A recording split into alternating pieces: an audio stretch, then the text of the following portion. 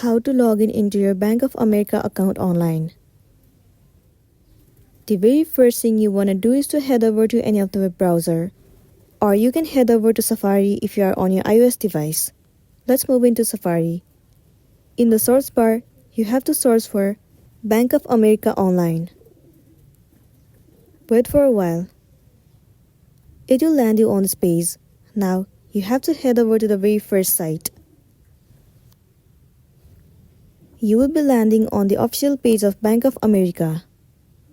In here it says login to online banking. So first of all, what you want to do is enter the user ID of your account, and after that enter the password that you have created before. If you want them to save your user ID, then you have to tap on this checkbox, save this user ID.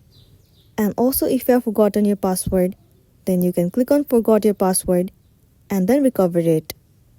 Once you have entered the user ID and the password, tap on login, and then you will be successfully logged into your Bank of America online. So that's all for today, and this is simply how you can log in into your Bank of America account.